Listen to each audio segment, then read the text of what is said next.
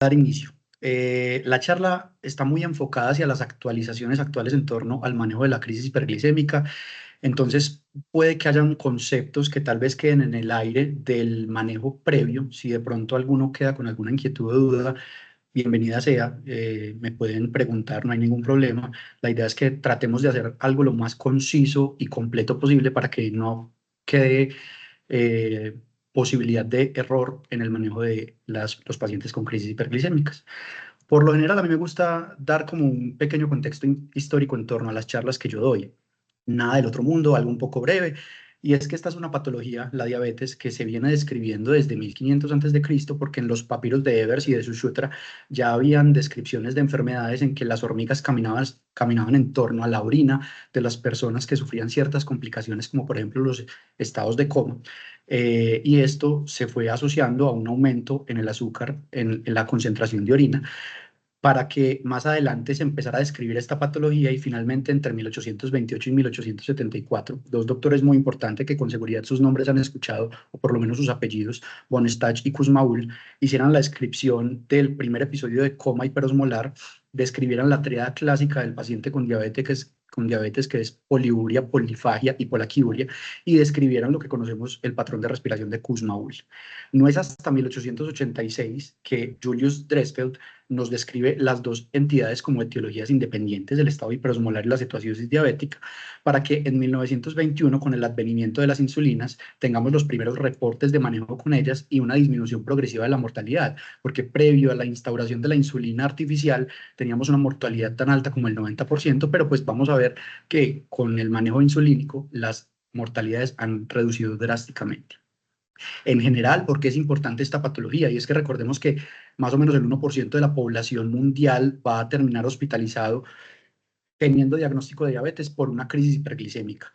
El 38% van a ser por una cetoacidosis, el 35% un estado hiperosmolar, el 27% va a ser mixto y la estancia promedio hospitalaria va a ser de 3 a 6 días dependiendo de la severidad de la misma y las comorbilidades asociadas o los desencadenantes. El 10 al 20% van a tener un reingreso el primer mes. Entonces es muy importante tener en cuenta estos datos porque sin duda alguna es una patología muy prevalente y veamos que a nivel mundial lo que nos dice es que si bien es la diabetes tipo 1, la que más frecuentemente se asocia a la cetoacidosis diabética, más comúnmente en jóvenes, el 61% de ellos, y la incidencia es de 40-80 por cada 1000 pacientes. El estado hiperosmolar también, a pesar de que no lo recordamos tanto, es muy frecuente, más en diabéticos tipo 2, que es la mayoría de nuestra población de adultos, y la incidencia es de 3 a 4 por cada 1000. Por eso no lo tenemos tanto en mente, porque la incidencia no es tan alta como la de la cetoacidosis diabética. Tenemos revisiones de nuestro país, no son tantas como en otros países, pero más o menos representan para el año 2019 14.000 admisiones por año y tienen una mortalidad que oscila del 2 al 7,5%, siendo mucho mayor representada en el estado hiperosmolar que en la cetoacidosis diabética. Entonces, ¿qué es una crisis hiperglicémica? Recordemos que una crisis hiperglicémica es un estado de mal control metabólico que está desencadenado ya sea por un déficit relativo o absoluto de insulina, y ese déficit relativo o absoluto de insulina nos va a llevar a la presencia o a la activación en aumento de hormonas contrarreguladoras.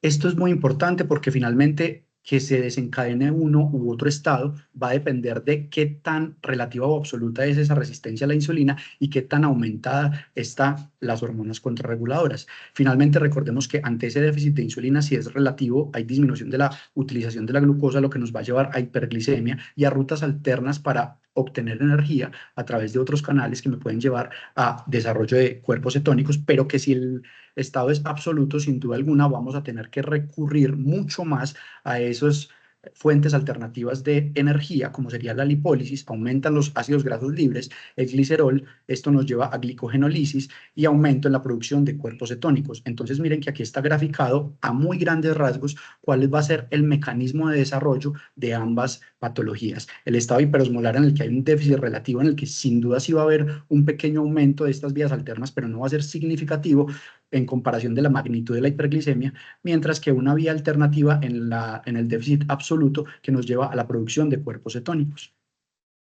Hay unos pacientes que tienen mucho más riesgo de desarrollo de esta enfermedad y no solo de desarrollo de estas enfermedades, sino de mortalidad, dentro de los cuales tenemos la edad menor a 20 años, los pacientes que ya han tenido crisis hiperglicémicas previas, los pacientes que hacen hipoglucemias con insulinoterapia, nuestra población de hispanohablantes y los pacientes con ascendencia afro tienen mucho más riesgo del desarrollo. Los pacientes que tienen una hemoglobina glicada elevada, sobre todo cuando están por encima de 8 o 10%, los pacientes con enfermedad renal crónica, la descompensación de otra comorbilidad puede llevar al desarrollo de la enfermedad, bajos estados socioeconómicos. Es muy importante esto tenerlo en cuenta. Hay medicamentos que nos pueden llevar a estados hiperglicémicos, dentro de los cuales hay que destacar los esteroides, que obviamente pueden inducir hiperglicemia, pero mira que no son los únicos. Los antipsicóticos, tanto típicos como atípicos, pueden llevar a hiperglicemia, y algunos quimioterapéuticos también lo pueden hacer. El consumo de alcohol y el tabaquismo. Entonces, dentro de todos estos factores de riesgo, también hay unos que son factores precipitantes. Los factores precipitantes más comúnmente descritos van a ser la falta de adherencia y la presencia de infecciones. Dentro del tipo 1 es más común que haya falta de adherencia, porque son los pacientes que más comúnmente están en manejo con insulina, en comparación de los tipo 2 que pueden estar siendo manejados con hipoglicemiantes orales, mientras que en el tipo 2 la causa o el desencadenante más frecuente va a ser la infección, pero no olvidemos que hay otras causas muy importantes a pensar en el paciente que nos llega con un proceso de crisis hiperglicémica y que no identificamos rápidamente una causa, es decir, no tenía una clínica previa de una infección y nos afirma que estaba siendo adecuadamente adherente al tratamiento. Recordemos que otras causas proinflamatorias nos pueden llevar a este desenlace, como por ejemplo el infarto agudo de miocardio, las pacientes en estado de gestación, los pacientes que tienen tromboembolismo pulmonar. Todas estas causas de procesos proinflamatorios, que no solamente son la infección, me pueden llevar al desarrollo de una crisis hiperglicémica. Y miren que en las diferentes series de casos, comparativamente, a pesar de lo que les estoy diciendo, porcentualmente hablando, es la falta de adherencia y la infección las más comunes. Señalo puntualmente el caso de Brasil porque es pues la población de estos que más se parece a nosotros. Dentro de la presentación clínica no hay una manera puntual de diferenciar una patología de la otra. Recordemos que es verdad que el estado hiperosmolar cursa más comúnmente con alteraciones del sensorio. Ellos más comúnmente van a estar con un sensorio deprimido o un estado de coma, pero a grandes rasgos pueden tener previamente polidipsia, polifagia, pueden tener alteraciones visuales, pueden tener aliento a acetona, cambios en los patrones respiratorios, poliuria, cetonuria, y más frecuentemente y porcentualmente estamos hablando de que un 70% de los pacientes van a tener síntomas gastrointestinales, dentro de los cuales están el dolor abdominal. Es una causa muy frecuente la cetoacidosis de dolor abdominal en el paciente diabético, las náuseas y el vómito. Digamos que la única o el único tip que la evolución del paciente me puede ofrecer para diferenciar clínicamente una de la otra va a ser el tiempo de instauración, porque la cetoacidosis diabética se instaura de forma aguda al ser un déficit absoluto de insulina, es decir, estamos hablando de horas, mientras que el estado hiperosmolar es un poco más subagudo, hablamos de 24 horas hasta 7 días, y por ende esa distinción entre el desarrollo de los síntomas y la presencia de la crisis como tal nos puede orientar. Sin embargo, no es algo diagnóstico. Que es muy importante desde el servicio de urgencias, cómo triagizar estos pacientes. Son pacientes que tienen diferentes riesgos. Por sí sola la patología nos va a llevar a un riesgo metabólico, neurológico, gastrointestinal, pero adicionalmente el desencadenante nos lleva a otro riesgo. Si es un paciente que el desencadenante es un infarto o un tromboembolismo pulmonar, el riesgo hemodinámico. Si es una infección, el riesgo séptico. Entonces, esto nos debe llevar a pensar cuáles son las intervenciones emergentes que yo debo hacer con ese paciente y cuál va a ser la cantidad de recursos que debo requerir. Y si hacemos ese análisis, la mayoría de pacientes con un estado hiperosmolar o una cetoacidosis diabética moderada grave van a entrar con un triaje 2, y tal vez los que tienen una cetoacidosis leve pueden pasar más por alto y entrar con un triaje 3. Muy bien, entonces, ¿por qué les digo que la charla se llama actualización en el manejo de las crisis hiperglicémicas? Y es porque hace poco nos salió una nueva guía, digámoslo así, porque no es una guía, pero es un documento de consenso que nos establece nuevos parámetros para el diagnóstico y el manejo de los pacientes con crisis hiperglicémica, y cambia un poco el diagnóstico. Por ejemplo, ahora tenemos 3 criterios para hacer el diagnóstico de cetoacidosis diabética. El primero va a ser la glucosa, tener una glucosa mayor a 200. Previamente hablábamos de valores de más de 250, pero ya tenemos que es punto de corte más de 200 miligramos por decilitro, o que tenga antecedente de diabetes y tenga la clínica. ¿Por qué es muy importante? Porque recordemos que el 10% de los pacientes pueden estar cursando ahora con una crisis hiperglicémica euglicémica.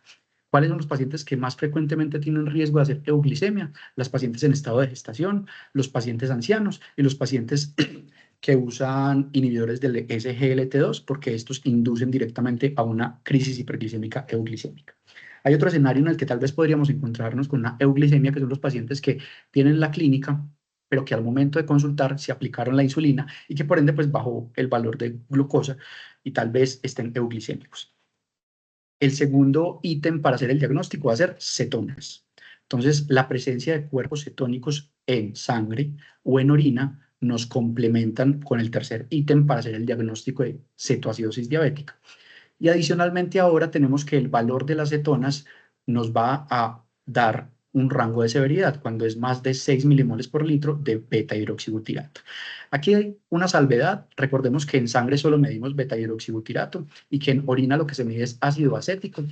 Obviamente, el beta-hidroxibutirato en sangre no se mide en todas las instituciones y adicionalmente en las instituciones que se mide puede que no sea tan expedito como nos gustaría y se demore su resultado. Entonces, vamos a tener en cuenta para nuestra práctica clínica simplemente la presencia de cetonas para hacer el diagnóstico y no vamos posiblemente a clasificar dentro de severidad con estos valores el acorde al valor de beta-hidroxibutirato.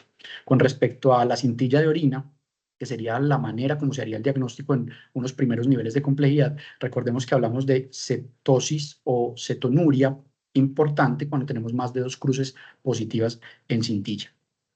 Y finalmente el tercer ítem, que sería el ítem de acidosis. Estamos hablando de un pH menor de 7,3, pero mayor de 7,25 cuando estamos hablando de leve con un bicarbonato de 15 a 18, 7 a 7,25 hablando de moderada con un bicarbonato de menos de 15 hasta 10, y severa cuando tenemos un pH menor a 7 con un bicarbonato menor de 10. Muy importante, el anion gap ya no es un criterio diagnóstico y esto ha cambiado básicamente porque hay otros aniones no medibles que pueden estar desencadenando una crisis hiperglicémica y que me den falsamente un anion gap elevado y que adicionalmente el potasio se ve muy fácilmente alterado por este cambio en la utilidad del anion gap. El estado mental, recordemos que la severa nos habla de un estupor o coma, pero sin embargo esto no hace parte de los criterios diagnósticos. Y por ende pasamos al siguiente ítem que sería los cambios en el diagnóstico del estado hiperosmolar. Para hablar de estado hiperosmolar, tenemos que cumplir estos 4 ítems que tenemos aquí. El primero es hiperglicemia con una glucosa plasmática mayor a 600 miligramos por decilitro. Y les digo plasmática porque los glucómetros estándar por lo general marcan solo high cuando el valor de glucometría es mayor a 500. Entonces, para poder hacer un diagnóstico de estado hiperosmolar, vamos a requerir una glucosa plasmática. La presencia de hiperosmolaridad, ya sea calculada o medida, y estamos hablando de una osmolaridad efectiva mayor a 300 miliosmoles por kilo. Hablamos de efectiva cuando estamos incluyendo sodio y glucosa, o una osmolaridad total mayor a 320 miliosmoles por kilo, y aquí ya estamos incluyendo el boom.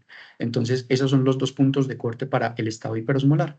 Pero adicionalmente tenemos que tener ausencia significativa de cetonas, que sería menos de 2 cruces en uranálisis o menos de 3 milimoles por litro de beta-hidroxibutirato en sangre, y la ausencia de acidosis, que sería un pH dentro de un rango mayor a 7,3 con un bicarbonato mayor a 15. De no cumplir estos criterios, estamos hablando de un estado mixto, es decir, un estado hiperosmolar en presencia de una cetoacidosis diabética, que recordemos es el 25% de los pacientes, pero que adicionalmente acarrea mayor mortalidad. Y eso hay que tenerlo en cuenta. Los pacientes con estados mixtos tienen mayor mortalidad, pero hay otros marcadores independientes de severidad. Los pacientes que llegan con una hipotensión sostenida, que tienen un Glasgow menor de 12, o los extremos de la vida, incluyendo las gestantes, los pacientes que llegan a una acidosis severa o que llegan hipocalémicos, por fisiopatología no tendrían por qué estar hipocalémicos, y los pacientes que tienen antecedente o desarrollan durante la crisis una falla cardíaca, una falla hepática o una falla renal. Aquí les pongo la hipoglucemia. Esto no es un factor predictor previo, sino que el desarrollo de hipoglucemia durante el manejo de la crisis hiperglicémica aumenta hasta 4 veces la mortalidad. Y es por este dato tan importante que se empezaron a hacer estudios de una intervención que vamos a hablar más adelante. Bueno, entonces eso en torno como a las generalidades, el diagnóstico y el manejo. Pero ahora, el diagnóstico, perdón, y los factores de riesgo. Pero ahora ahondemos un poco más del tratamiento y vamos a tratar de hacer un abordaje por pasos para que sea lo más sencillo posible y no se nos vayan a pasar cosas.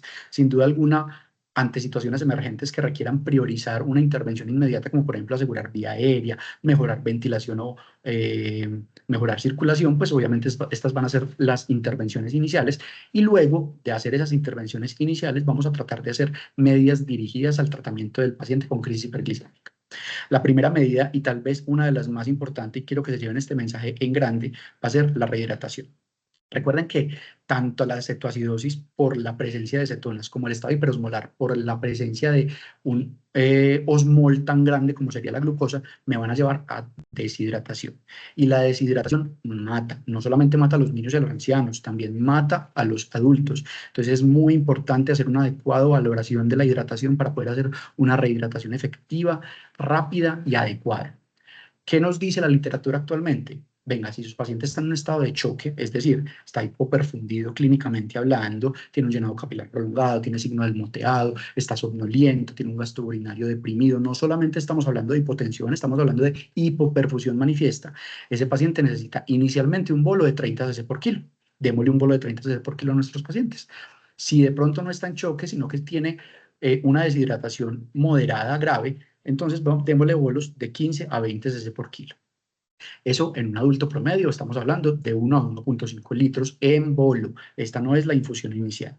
Y después, lo que nos dice la guía actual, no estoy muy a favor de esta recomendación y ya les voy a explicar por qué, es reponer el 50% de las pérdidas en 8 a 12 horas. Entonces ellos nos dicen, venga, o a su paciente, calcule el agua corporal total, calcúlele con su peso, calcúlele la cantidad de pérdida, cómo le va a calcular la pérdida, usted llega, por cada nivel de severidad le calcula el 5 si es leve, el 7 si es moderada, el 10 si es severa y el 12 al 15% de pérdida del agua total. A eso se lo suma, luego le resta el 50%, eso se lo pasan 8. Es tediosísimo, es algo completamente inútil en la práctica clínica porque no solamente retrasa la intervención, sino que aumenta el riesgo de errores en los cálculos matemáticos. Y no hablemos bobadas, los médicos somos pésimos haciendo cálculos matemáticos.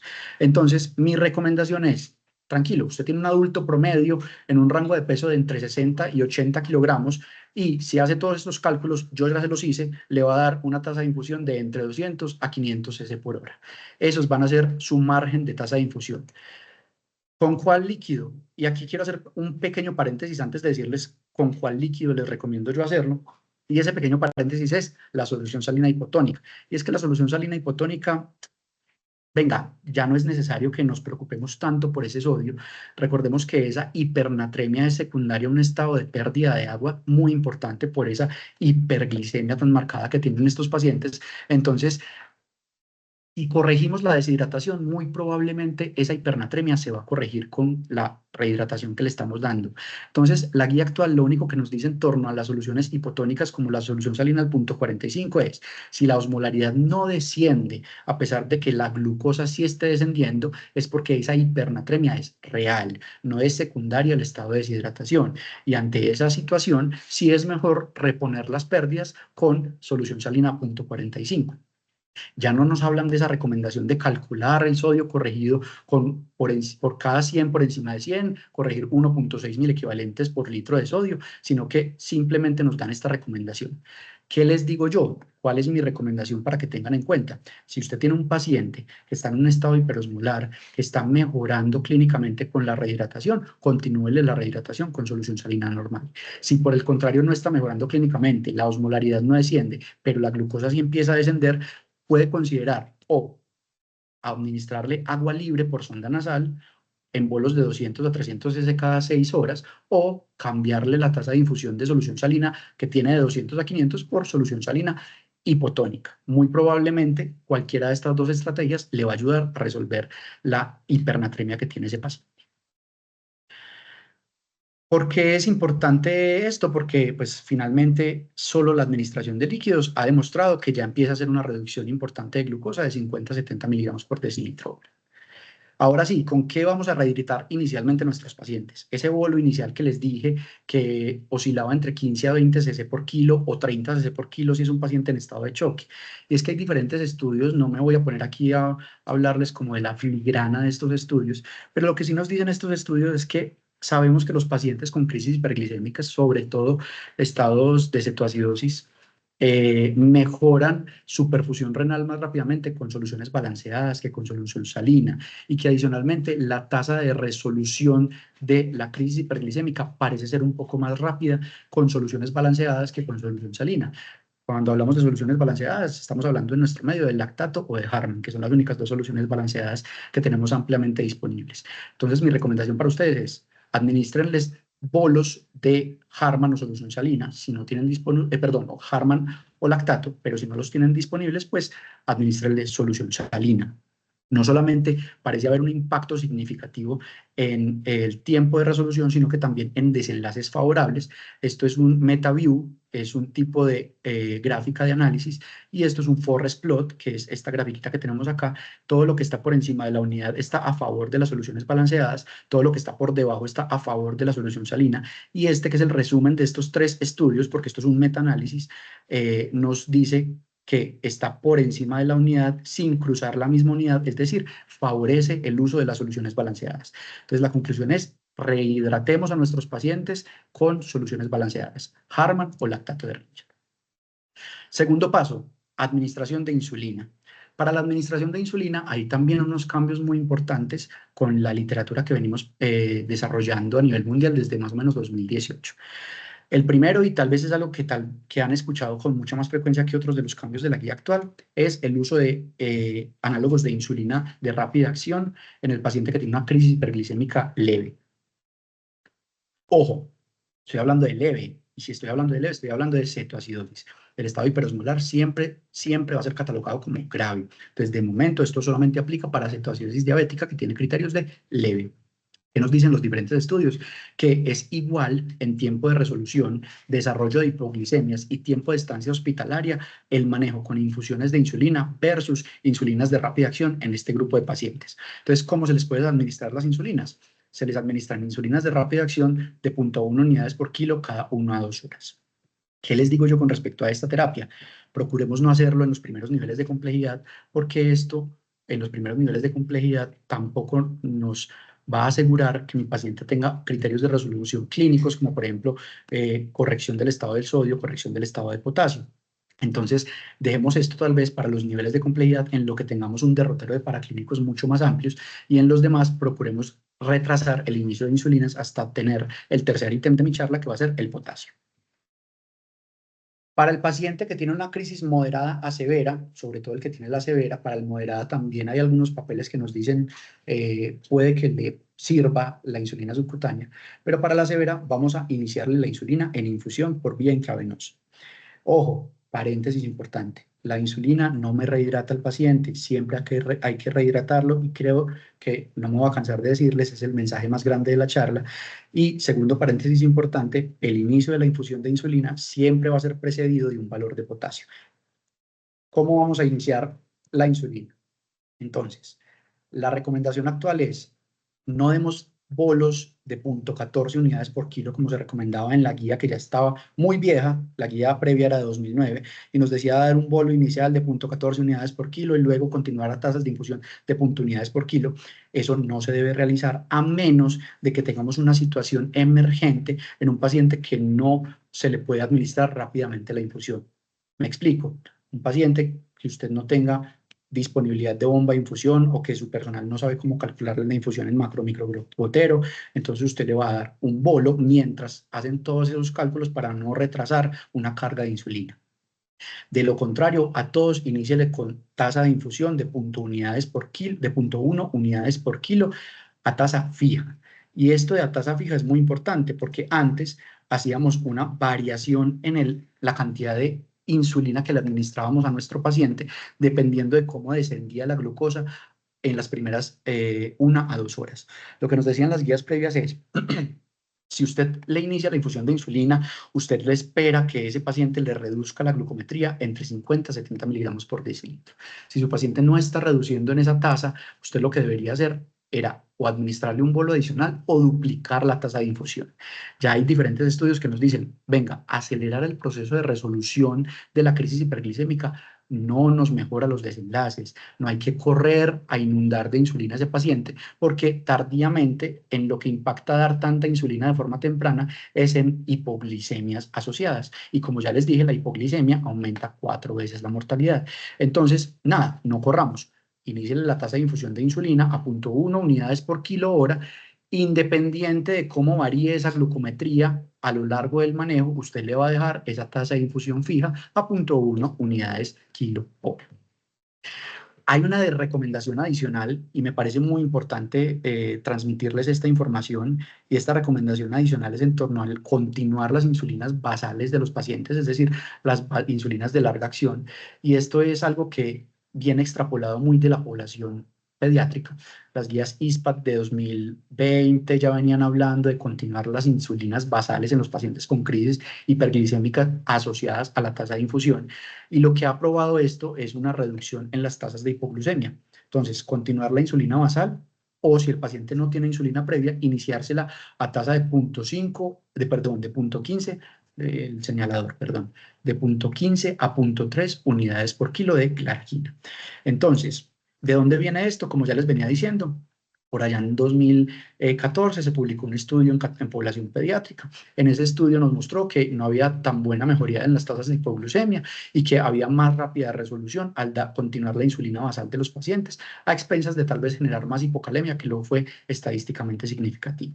Pero en población adulta ya tenemos estudios que nos han dicho, venga, sí parece que nos disminuye la hipoglucemia, nos disminuye la hiperglicemia de rebote, y que adicionalmente reducen un 33% el tiempo de resolución de la crisis hiperglicémica. Y que ensayos clínicos posteriores, porque esto fue solamente un estudio de cohortes, este sí fue un ensayo clínico, lo que tiene mucho más fuerza, así sean solo 60 pacientes en ambos, y que este ensayo clínico nos dice, venga, adicionalmente, ya logramos confirmar que sí nos disminuye los tiempos de manejo del paciente con crisis hiperglicémica, pero en ellos no fue tan significativo las tasas de hiperglicemia de rebote o las tasas de hipoglucemia. Entonces, sumando todo esto, es que tenemos las recomendaciones actuales de continuar la insulina basal en los pacientes que tienen crisis hiperglicémica asociada a la tasa de infusión de insulina. Tercer ítem, muy importante también, ténganlo muy en cuenta, el potasio. Entonces recordemos que la insulina hace un shift de potasio hacia adentro de la célula por activación de la bomba sodio-potasio ATPasa. Al hacer esa activación de la bomba sodio-potasio ATPasa, lo que estamos haciendo es precisamente eso, desplazar potasio desde el espacio extracelular hacia el espacio intracelular. Y si tenemos una hipocalemia y le estamos poniendo un medicamento hipocalemiante, ese paciente pues va a hacer una hipocalemia severa y se va a morir, porque va a ser un paro cardíaco, ¿cierto?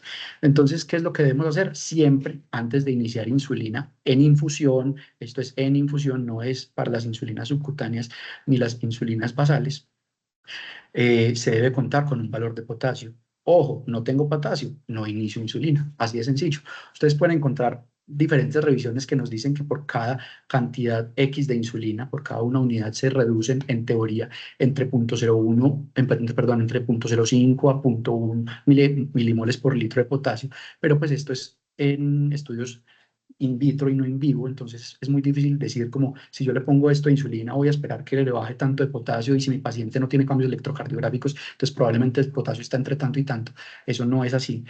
También van a encontrar que si no tengo potasio, entonces le hago un electrocardiograma, y si está normal, entonces le inicio la insulina. Eso tampoco es así. Recuerden que el valor del potasio no se correlaciona directamente con los cambios electrocardiográficos, entonces por ende yo no puedo tener certeza de que mi potasio está normal o elevado, que es lo que necesito para poder iniciar la insulina, si no tengo un valor de potasio, así la clínica, el gasto urinario, el electrocardiograma me digan lo contrario. Entonces, no iniciemos insulina a menos de tener un potasio en rangos adecuados. ¿Qué son rangos adecuados?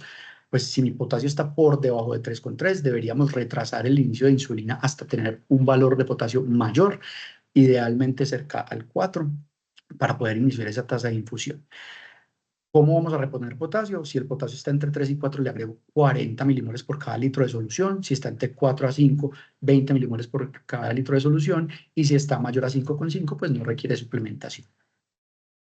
El cuarto ítem sería el seguimiento y los paraclínicos.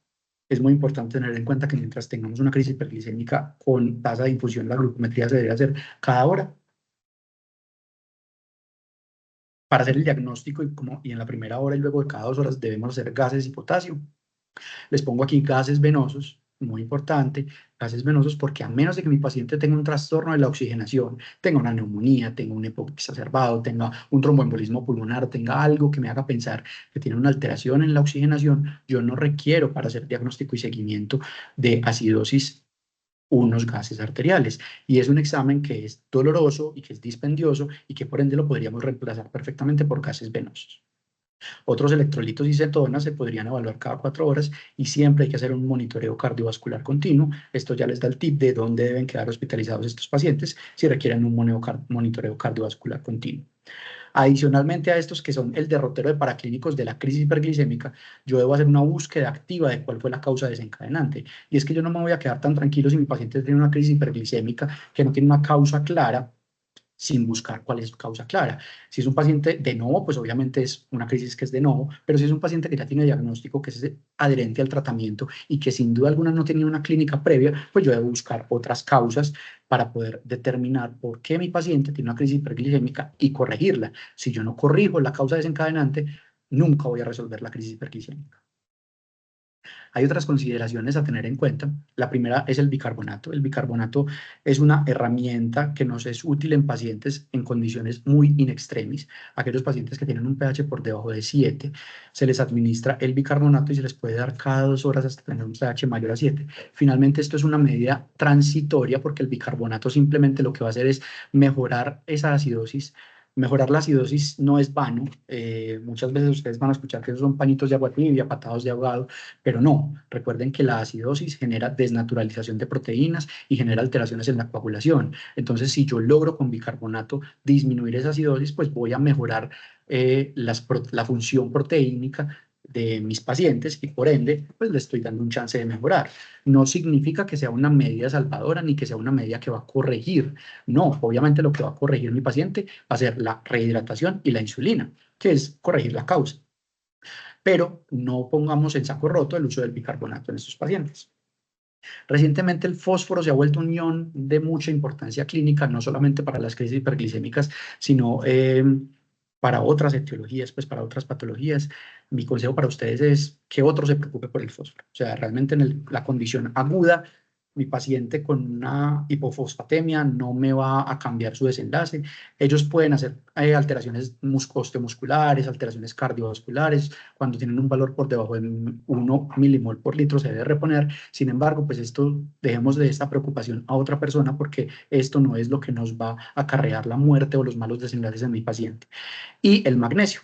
Esto sí es importante porque si yo tengo una hipocalemia y tengo una hipomagnesemia, por más potasio que yo le ponga a mi paciente, no se va a corregir. Recordemos que allá en el riñón hay un cotransportador que se llama ROMK y ese ROMK es mediado por magnesio y ante la ausencia de magnesio se abre y deja que todo el potasio salga. Todo ese potasio lo vamos a excretar por más que le pongamos. Entonces necesitamos repletar los niveles de magnesio para poder que el ROMK se cierre y que no siga botando potasio. Finalmente, los criterios de resolución. Eh, yo les traigo una sumatoria de 2 ítems muy importantes porque muchas veces nos quedamos con los criterios paraclínicos y en todas partes nos hablan de los criterios paraclínicos de resolución, pero se nos olvida que también hay una clínica detrás de esta condición y que la clínica finalmente va a ser la que nos va a dictar la parada en torno al manejo y la resolución verdadera de mi paciente. Es decir, si mi paciente todavía no tiene tolerancia a la vía oral, ¿yo cómo lo voy a pasar un esquema de Vasalbolo? Si mi paciente no tiene un adecuado estado de alerta, por más que todo esto esté normal, yo no puedo suspenderle el manejo a mi paciente. Y si mi paciente no tiene corrección o modulación de la condición precipitante, pues sin duda alguna, por más que todos estos otros criterios estén normales, su patología no está resuelta, ¿de acuerdo? Entonces, no solamente es quedarnos con los criterios paraclínicos, es también tener en consideración esa clínica que le llevó a mi paciente a hacer la crisis y, por ende, darle resolución a todo de forma integral. Les explico puntualmente los paraclínicos, pues estamos hablando de una glucosa por debajo de 250 miligramos por decilitro. Aquí es muy importante porque muchos pacientes van a alcanzar este valor de glucosa antes de resolver los demás ítems y eso no significa suspenda infusión de insulina, eso significa continúa infusión de insulina y probablemente cambia a una infusión con dextrosa que ya les voy a explicar. Adicionalmente, que resuelva la acidosis, pues por ende, si es una crisis hiperglicémica tipo cetoacidosis, tiene que resolver la acidosis, es decir, que mi pH ya esté por encima de 7,3 y que el bicarbonato esté por encima de 18 y que tenga resolución de la cetonemia. Aquí no es 0,6, sino que es 3 milimoles por litro, que es el beta-hidroxibutirato, o menos de 2 cluses. El anion GAP, si bien no tiene utilidad diagnóstica, pues hay algunos documentos que nos hablan que tal vez como criterio resolutorio sí podría ser útil. porque si ya no tengo un anion gap elevado, probablemente ya no tengo cetonas. Esto sí queda como en saco roto si yo tengo medición de cetonas, porque pues si tengo medición de cetonas no necesito depender de un cálculo indirecto como sería el anion gap para definir si continúo o no con cetonas elevadas. Hay un, digamos, enredo en torno a la resolución del estado hiperosmolar. El estado hiperosmolar no tiene unos criterios de resolución como tal. En ninguna parte ustedes van a encontrar unos criterios fijos que se repitan en todas partes, como si su paciente con estado hiperosmolar tiene esto, ya resolvió. No, no lo van a encontrar. Lo que van a encontrar mayormente es que la osmolaridad obviamente esté en un rango de normalidad y que tenga un buen gasto urinario. ¿Por qué? Porque el estado hiperosmolar es un estado eminentemente de deshidratación. Entonces, ¿qué es lo que yo necesito con mi paciente? Rehidratarlo. Si su paciente está severamente deshidratado, para poder decir que resolvió, tiene que estar muy bien hidratado o completo o plenamente hidratado. ¿Y cómo logramos eso? Con medidas indirectas. Pues, ¿cómo logramos saber eso? Me refiero, saber que está hidratado con medidas indirectas. Una de ellas es el gasto urinario. Pero ojo, esto es muy importante. Si mi paciente tiene un gasto urinario adecuado, tiene los criterios clínicos, la osmolaridad ya está rondando los 300, pero sigue hipernatrémico, ese paciente sigue deshidratado. Entonces, no podemos decir que ese paciente no que ya resolvió, porque sigue deshidratado. Debo continuar la tasa de infusión de líquidos y de insulina para poder llevarlo a una hidratación óptima, hasta no tener un sodio en rango de normalidad, un adecuado gasto urinario, una clínica que no me hable de hipoperfusión y una osmolaridad en un rango de normalidad. Yo no puedo hablar de que mi paciente con estado hiperosmolar tenga resolución de su patología. Entonces, mensajes grandes con criterios de resolución. Finalmente, el paso al mantenimiento. Entonces, ese paciente que tiene una crisis hiperglicémica, ya estoy logrando metas de glucometría, logré mi primera glucometría por debajo de 250. Mi consejo es no corra con la primera glucometría por debajo de 250 a suspenderle la infusión, no. Asegúrese de tener por lo menos 2 glucometrías por debajo de 250 para suspenderle la infusión y en ese momento, perdón, para suspenderle la infusión, no, para cambiarle la infusión de líquidos. Me enredé ahí un poquito. Y en ese momento en que yo tengo la glucometría por debajo de 250 miligramos por decilitro, lo que vamos a hacer es no suspender la insulina porque probablemente los otros criterios de resolución no están presentes, sino cambiar la solución de líquidos de rehidratación por dextrosa. ¿Cómo lo vamos a hacer? Le vamos a bajar el 50% de la tasa de infusión de mis líquidos venosos, es decir, si yo lo tenía a 200 cc hora de solución salina, de lactato, de Harman, le voy a bajar a 100 cc hora y le voy a iniciar 100 cc hora de dextrosa al 10%. Y conforme va variando la glucometría, yo voy subiendo o bajando esa relación 1 a 1 entre líquidos y dextrosa. No la tasa de infusión de insulina, sino eh, la dextrosa. Listo, eso es muy importante. Ojo, no se deben iniciar otros hipoglucemiantes, no reiniciar los hipoglucemiantes orales, no. Estamos manejando al paciente solamente con insulinas, que es muy importante aquí. Si usted ya le había dejado la basal a ese paciente que alcanza normoglucemia y adicionalmente criterios de resolución, usted no tiene que esperar ese overlap de 2 horas que teníamos que esperar en el paciente que no se le ha continuado la basal. Usted le puede suspender la tasa de infusión de insulina. Si no le había continuado la basal o no le había iniciado esos .15 a .3 que les dije al principio de glargina, lo que debe asegurarle es una dosis total diaria de 0.5 a 0.6 unidades por kilo día. Este también es un cambio pequeñito. Antes nos recomendaban 0.5 a 0.8, ya nos recomiendan 0.5 a 0.6 y así estamos disminuyendo las tasas de hipoglucemia secundarias a ese uso concomitante de insulina basal y de tasas de infusión de insulina. Pero hay que tener en cuenta que hay grupos poblacionales que son mucho más sensibles a la hipoglucemia, los ancianos, los pacientes emaciados, es decir, los que tienen cirrosis, los que están sarcopénicos, los alcohólicos o los enfermos renales crónicos, tienen más riesgo de hacer hipoglucemias. Y esas hipoglucemias no nos gustan, entonces iniciémosle esa dosis total del día a 0.3 unidades kilo día. Entonces, para desenredar un poquito todo esto que les acabo de decir, mi paciente llega a meta de 250 miligramos por decilitro, pero no ha alcanzado la meta de acidosis, de estado neurológico, de tolerancia a la vía oral, etcétera. Le voy a continuar la infusión de insulina, le voy a disminuir los líquidos y B para aumentarle a dextrosa, y así me lo voy a llevar hasta tener todos los criterios de resolución. Una vez mi paciente ya alcanzó los criterios de resolución completos, yo, si no le había continuado la insulina basal, le voy a iniciar la insulina basal a dosis de 0.5 a 0.6 o 0.3 si es uno de estos grupos poblacionales, y le dejo la infusión de insulina 2 horas posterior al inicio de esa insulina basal. Ahí se la suspendo. Si por el contrario yo le continué la insulina basal, le suspendo la infusión, o si le había iniciado insulina, como les dije al principio, basal a dosis de 0.15 a 0.3 unidades por kilo, le completo el resto de la dosis para alcanzar 0.5 a 0.6 unidades por kilo, y a las 2 horas le suspendo la infusión. Entonces, esos son los 3 escenarios en los cuales vamos a suspender la infusión de insulina. ¿Cuál va a ser la disposición final de ese paciente? Pues como ya les dije, requiere un monitoreo continuo, entonces sin duda alguna, mínimo va a requerir una estancia en una unidad de cuidados especiales, ya dependiendo de si requiere soporte vasopresor, si requiere soporte ventilatorio o si tiene alguna otra condición precipitante que lo amerite, pues va a terminar en una unidad de cuidados intensivos. Ustedes puede que indaguen mucho y lean documentos que les hable de manejo ambulatorio de crisis hiperglicémicas leves con insulinas subcutáneas. Eso se puede asegurar en instituciones que tienen un modelo de atención llamado hospital día y que les permite tener un seguimiento más estrecho de los pacientes en las instituciones que cuentan con este servicio, pero en nuestro entorno sin duda alguna, no vamos a poder hacerle un seguimiento óptimo a mi paciente, y si yo no le hago un seguimiento óptimo a mi paciente, es altamente probable que ese paciente continúe deteriorándose y presente una complicación o una progresión de su enfermedad hacia una severidad mayor. Entonces, ojo, en nuestro medio, así la crisis sea leve a moderada, pues lo ideal es hacerle un manejo hospitalario, solo que si lo vamos a hacer con insulinas subcutáneas, pues no necesariamente tiene que ser en una unidad de cuidados especiales, sino que puede ser en hospitalización general. Finalmente, y para dejarles una conclusión grande, tal vez algunos vieron una charla similar que yo di hace unos 2 o 3 años, y esta primera conclusión sigue siendo la misma. Los números de oro van a ser 1, 2 y 3. 1 para la tasa fija de infusión, que va a ser de 0.1 unidades por kilo. 2 para la tasa de vuelo de líquidos, que va a ser 20 mililitros por kilo de peso.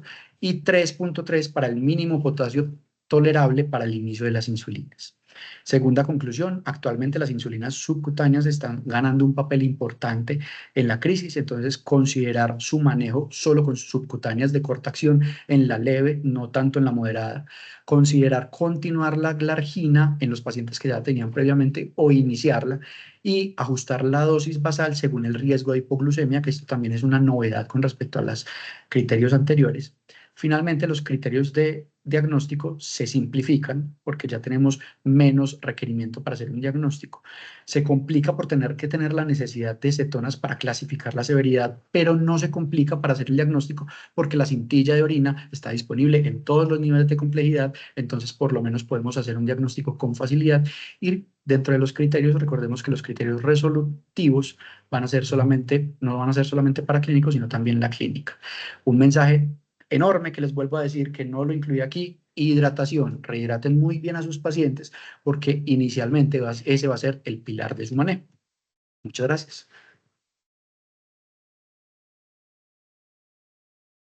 Muchas gracias, doctor. ¿Alguien tiene alguna pregunta? Cantar la ma... ay, ay, Yasaski tiene una pregunta, adelante.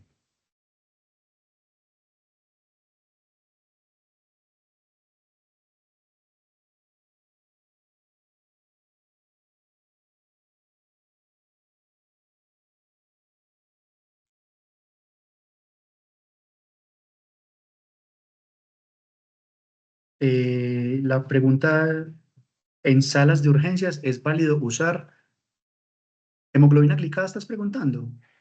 ¿Para qué? ¿Con qué objetivo? Si estás preguntando con objetivo diagnóstico, no.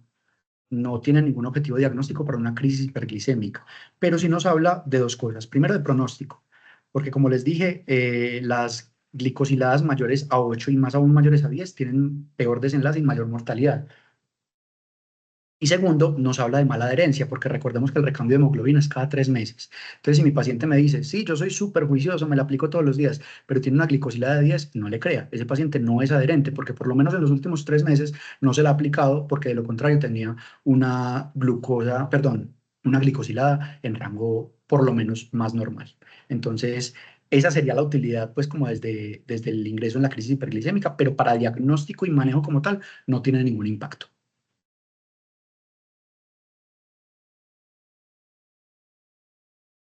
¿Alguna otra duda? ¿Alguien más tiene alguna otra pregunta?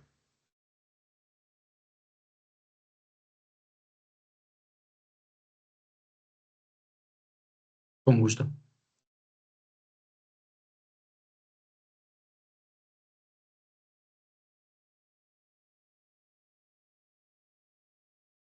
Acaban de mandar una pregunta por el chat. A ver, yo veo. Si tenemos un paciente con antecedente de diabetes tipo 2 mal controlada, me imagino. Estoy en un primer nivel, no tiene clínica de cetoacidosis, pero con glucosa en 300, siempre debo pensar en insulina, o sea, de egreso por consulta externa para control de patología. Ojo, a ver, es una charla de crisis hiperglicémica, ¿cierto? Yo no les voy a dar consejos del manejo del paciente diabético, eso es un poco más del área de medicina interna. Eh, si el paciente no tiene cetonuria ni tiene acidosis, pues obviamente no está en una crisis hiperglicémica y simplemente estamos en el escenario de una hiperglicemia mal controlada. Y si es una hiperglicemia mal controlada, sin ninguna otra patología pues, alterada, si lo único por lo que consultas porque en la casa el glucómetro le dio en 300, obviamente ese paciente no tiene una indicación para manejo por urgencias. Ese paciente perfectamente puede ser diferido a la consulta externa para que le hagan un ajuste de su tratamiento hipoglicemiante, ya sea oral o inicio de insulinas. Eso ya va a depender de otras variables, pero sin duda alguna no va a ser necesario ingresarlo por urgencias. Ojo, en el escenario de que usted ingresó a su paciente, no tiene clínica de nada, solo tiene una glucosa elevada y no tiene ninguna otra patología alterada, ¿cierto? En ese escenario que estás planteando. Vuelvo a lo mismo. El paciente llega, le dice, es que me marcó 300 en la casa. Usted le hace la glucometría y efectivamente está en 300. Y usted le pregunta, ¿y siente algo? No, no tengo nada, no tengo absolutamente nada. No, ese paciente no tiene una crisis hiperglicémica, ese paciente lo que tiene es una diabetes mal controlada. Difiéralo a la consulta externa para que le hagan el ajuste del manejo. Pero si su paciente está clínicamente deshidratado, así no tenga una manifestación franca de síntomas o tiene una manifestación franca de síntomas, pues ese paciente sí amerita ingresarlo, por lo menos para hacerle una cintilla de orina a ver si tiene cetonas. Y ya, dependiendo de eso y dependiendo de todo lo que le vayas haciendo, para clínicos, que vas a tener por lo menos un hemograma, vas a tener por lo menos una PCR, vas a tener por lo menos un uroanálisis, pues vas enfocando a tu paciente. Pero si solamente es porque él llega y te muestra que tiene 300 de glucometría, ese paciente se puede diferir perfectamente a la consulta externa para hacerle el ajuste del tratamiento.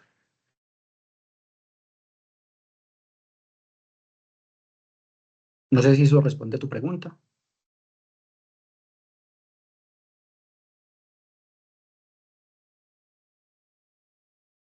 Asumo que sí.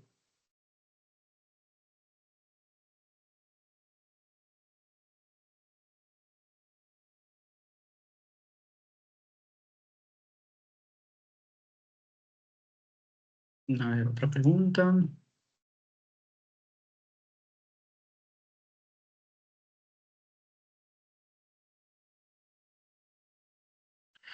Sencillo.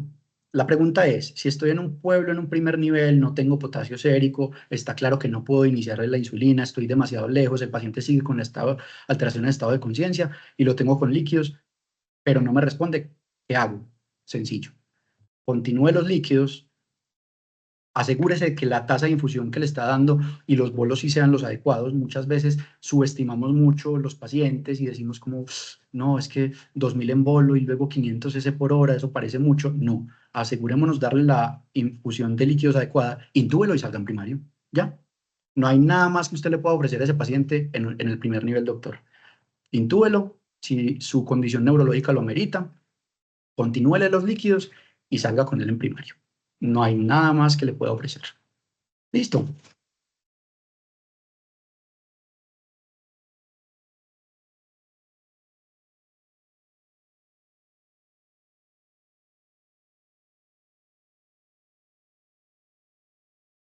Con gusto. Doctor, yo tengo una pregunta.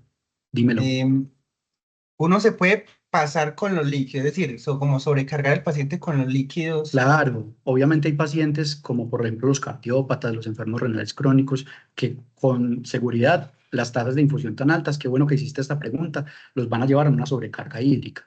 Eso hay que tenerlo en consideración al momento y tal vez darles una tasa de infusión un poco más baja.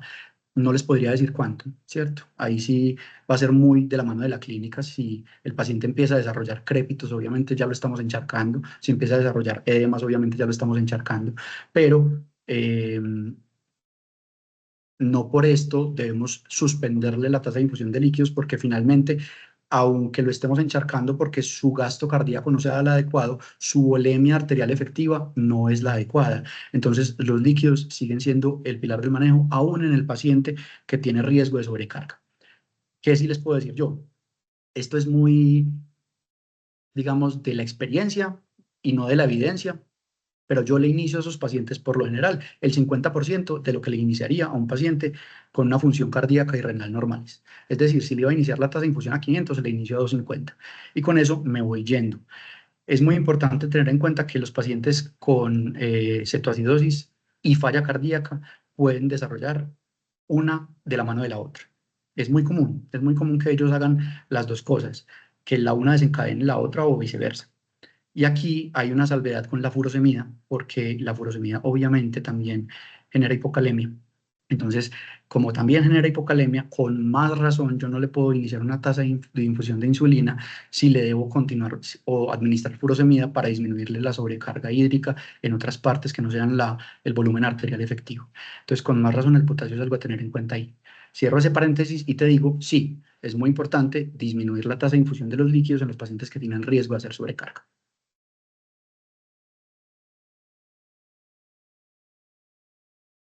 Listo, esta pregunta está muy chévere. Si el paciente tiene terapia de reemplazo renal por hemodiálisis, ¿a cuánto sería la dosis de líquidos y qué niveles de potasio serían los normales para manejar la insulina? Los mismos, eso no cambia, porque es que lo que nos preocupa del paciente con crisis hiperglicémica no es la hipercalemia, que es lo que hace el enfermo renal crónico. Es más, si su paciente está hipercalémico, maravilloso, porque es que usted le va a poner la terapia de la hipercalemia, que es la insulina. Entonces no se preocupe por eso. El problema con ellos es la hipocalemia.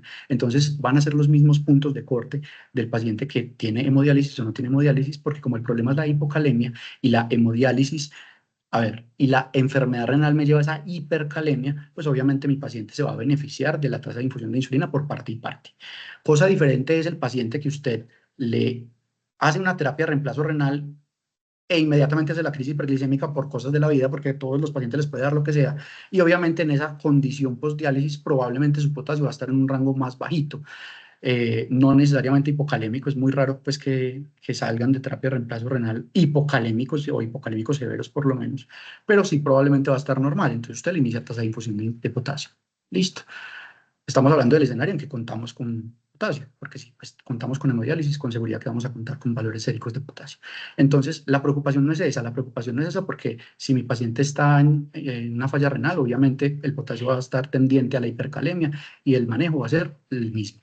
La preocupación es la hipocalemia, que va a ser los mismos puntos de corte y los mismos valores. Eso no va a cambiar.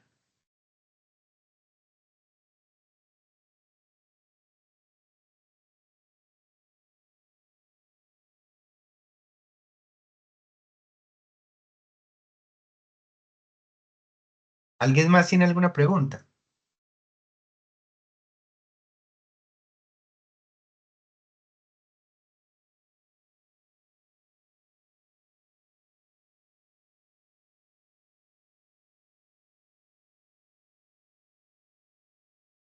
Bueno, doctor, yo creo que eso es todo por hoy.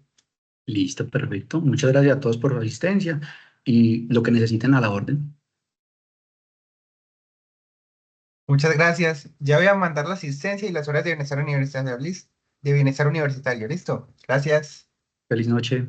Gracias, Muchas doctor. gracias. Hasta luego, gracias. Gracias, hasta luego. Muchas gracias. Muchas gracias. Gracias.